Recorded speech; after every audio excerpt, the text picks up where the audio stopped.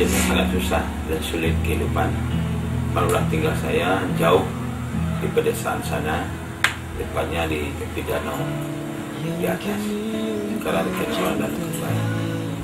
Kehidupan orang tua saya adalah kecil-kecilan dan umumnya saudara-saudara saya adalah petani dan mencari ikan di danau yang terdekat dengan tempat tinggal saya. Kemudian saya masuk SD agak terlambat. Umur 10 tahun baru saya bisa masuk SD, karena sekolah satu-satunya ada SD 1 negeri waktu itu, dan saya tidak bisa masuk karena persyaratan agak sulit waktu itu.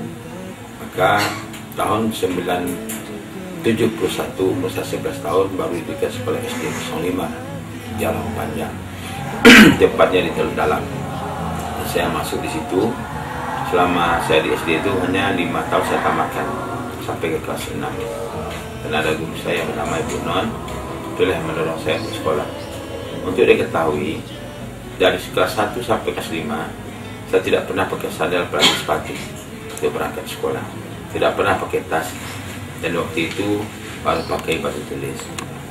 Dan saya tamat saya itu mendapat nilai terbaik waktu itu. Maka guru-guru saya menyawarkan saya untuk masuk SMP 1 Alam Panjang, dan orang tua saya serta paman saya menganjurkan untuk masuk sekolah agama. Maka saya pilih waktu itu adalah PGA satu-satunya di Alam Panjang. Jarak tempat saya dengan PGA itu sepanjang 8 km. Itu pun saya berjalan setiap hari bersama kawan-kawan. Berangkat jam setengah 6 pagi, baru sampai di sekolah itu sekitar jam 8:04. Kami masuk sekolah sampai jam 8, baru masuk sekolah sampai jam 2. Dan sampai di rumah lagi kembali sekolah sekitar jam 4 sore. Sampai mulai kami makan dan bersiap-siap lagi untuk berangkat ke surau. Itulah kehidupan saya dari SD sampai ke SMP atau sanawiyah waktu itu. Tamat saya sanawiyah, saya ingin melamar sebetulnya ke sekolah pertanian SPMA namanya, SLTA-nya. Tapi lagi-lagi paman saya tidak mengizinkan, dan saya dimasukkan ke sekolah MTI, Madrasah Tarbiyah Islamiyah Pasir 4 Tanjung Tinggi. Dan saya situ sampai kelas 6. Selesai kelas 6 saya di situ, saya mencoba bersama teman-teman untuk masuk tes di Padang. Alhamdulillah saya lulus di Padang di 2 bagian olahraga. Tamat saya di situ, maka saya diminta oleh guru saya atau ustadz untuk mengajar di pesantren awal saya sekolah SLTA di situ. Selesai itu saya mengajar setahun, kemudian saya masuk lagi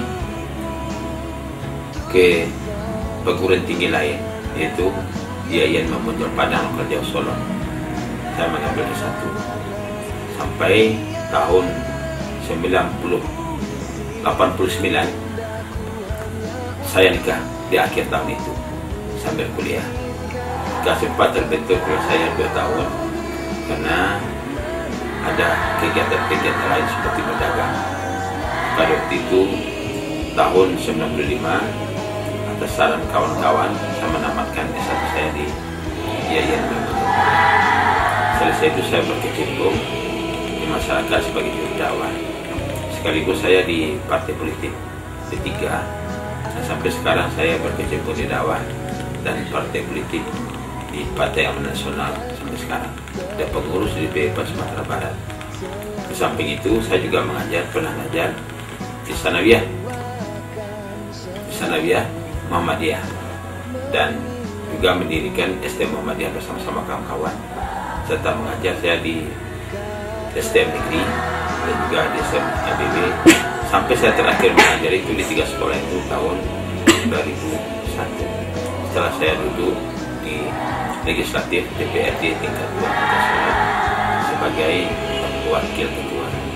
Itulah karir kehidupan saya sampai sekarang. Namun yang tidak saya lupakan, basic saya dari kecil adalah petani, dan sampai saat ini juga petani. Dan Ini bantuan banyak. Apa salah bantuan keluar atau orang magi dalam melalui Pak Herman Jamal. Kayak bantuan kasih, dipukul, ada semen, kan dari anggota partai PAN kan banyak yang masuk ke situ.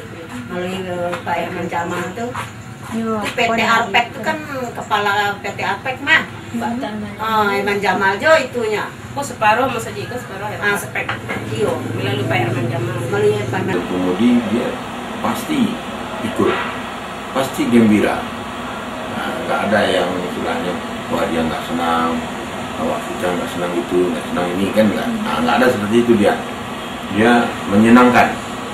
Gitu. Walaupun dalam agama kalau menyambut umpamanya ada bapak wali kota sini, bapak umpamanya ketua DPRD, nah itu mendatangi masjid, nah dia ikut hadir di dalam. Dari beliau bisa kita contoh dan patut dijadikan panutan karena beliau orangnya memberikan pandangan secara baik secara kelompok maupun perorang. Ibu sangat mensupport kalau dia menjadi penceramah. Nanda kan tahu bahwasanya Bapak pernah duduk di DPR 5 tahun. Bagi Ibu, kegiatannya di politik itu merupakan suatu hobi bagi dia. Ibu tidak melarang, malah Ibu mengingatkan kalau dapat kita bisa merubah pola pikir orang-orang yang ada dalam politik yang sementara orang mengatakan politik itu kotor. Dia tidak pulang-pulang sembarangan. Ibu takut ketika itu. Takut dia tidak bisa pulang karena di masa Orde Baru. Orang kalau vokal kan bilang malam. Akhirnya itu yang Ibu Sangat cepat. dia pulang belajar dari Islam Muhammadiyah, dijemput oleh orang, terus dia pulang tidak sempat makan, hanya sempat minum, tidak sempat buka pakaian dari pagi pergi ke baru, terus sampai besoknya katanya dia dipaksa untuk harus mengakui bahwa saya suaranya tidak bisa masuk. Tapi Ibu bilang jangan apa-apa, berarti tidak sedikit.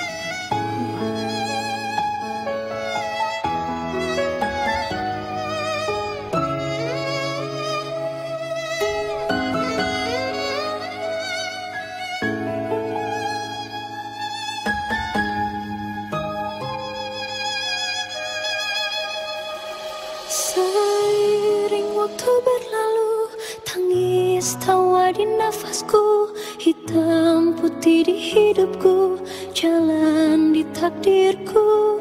Tiada satu tersembunyi, tiada satu yang terlupa. Segala apa yang terjadi, engkaulah saksinya. Kau yang maha mendengar, Kau yang maha melihat, Kau yang maha pemaaf, padamu hati bertobat. Kau yang maha pengasih, Kau yang maha penyayang, Kau yang maha pelindung, padamu semua bergantung. Yang dicintakan pergi, yang didambakan hilang. Hidup kan terus berjalan meski penuh